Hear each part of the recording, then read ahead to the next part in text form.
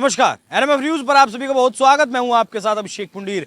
महाराष्ट्र और झारखंड के नतीजे फिलहाल आ रहे हैं, रुझान फिलहाल आ रहे हैं दोनों ही राज्यों में। रुझानों में महायुति का जो गठबंधन है वो महाराष्ट्र में आगे चल रहा है। लगभग 110 सीटों पर उसने लीड ली हुई है और बहुमत की तरफ झारखंड में भी शुरुआती रुझानों में बीजेपी, मतलब जो बीजेपी का गठबंधन है, एनडीए गठबंधन है, वो चल रहा है। लेकिन चौंकाने वाली खबर बिहार से सामने आ रही है, जहां 4 सीटों पर उपचुनाव हुए थे और एक सीट पर, रामगढ़ की सीट पर बीएसपी, मतलब समझिए आप आरजेडी और जेडीयू को पछाड़ते हुए बीएसपी फिलहाल एक सीट पर आगे चल रही है। रामगढ़ की वो सीट है।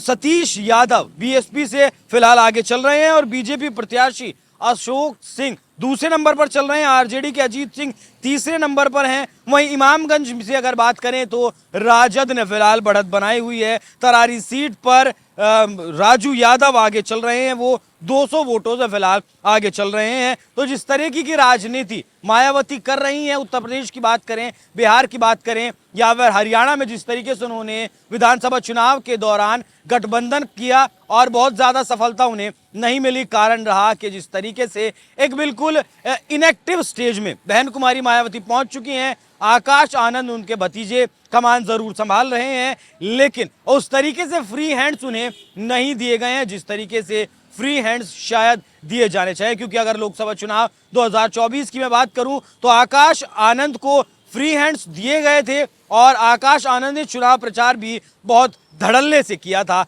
लेकिन उनकी भाषा कहीं ना कहीं अमर्यादित होती हुई नजर आई थी। शायद उसी का नतीजा था कि चुनाव का प्रभार उनसे ले लिया गया था। और इस बार भी जो ये उपचुनाव हुए या फिर महाराष्ट्र की बात करें जहां विधानसभा चुनाव, झारखंड की बात करें विधानसभा चुनाव की, वहां आकाश आनंद को पहले नंबर का स्टार कैंपेनर नहीं बनाया गया है। आकाश आनंद को तीसरे नंबर का स्टार कैंपेनर बनाया गया है। लेकिन बिहार से ये इस वक्त की बड़ी खबर है कि रामगढ़ की सीट से बहन कुमारी मायावती, मतलब बहुजन समाजवादी पार्टी आगे चल रही है। फिलहाल शुरुआती रुझान है, नतीजे अभी बदलेंगे। लगभग 12 बजे के बाद तक, लगभग 12 बजे तक ये तस्वीर साफ होती हुई नजर आएगी कि आखिर जीत की तरफ कौन बढ़ रहा है। महाराष्ट्र के एक बार आपको फिर से मैं नतीजे बता दूं कि तो महायुति जो गठबंधन है वो 110 सीटों पर फिलहाल आगे है। झारखंड में भी वो लगभग 45 का आंकड़ा शुरुआती रुझानों में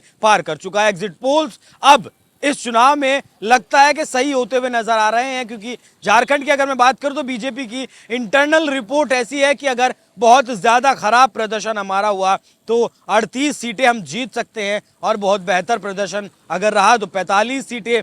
वहीं लगभग 160 सीटें महायुति के जीतने का अनुमान महाराष्ट्र में है। उत्तर प्रदेश की अगर बात करें तो वहां भी एग्जिट पोल में 6-3 का या फिर 7-2 का आंकड़ा दिया गया था और फिलहाल बीजेपी 7 सीटों पर आगे चल रही है। सिर्फ समाजवादी पार्टी 2 सीटों पर आगे चल रही है। बहन कुमारी मायावती ने यहां बहुत ज्यादा कमाल उत्तर प्रदेश में करने में कामयाब दिखाई नहीं दे रही हैं, लेकिन बिहार में फिलहाल एक सीट पर बहुजन समाज पार्टी आगे चल रही है। बाकी जो भी कुछ अपडेट इस चुनाव से जुड़ी होंगे एनएमएफ न्यूज पर आपको सबसे पहले मिलती रहेगी। नमस्कार।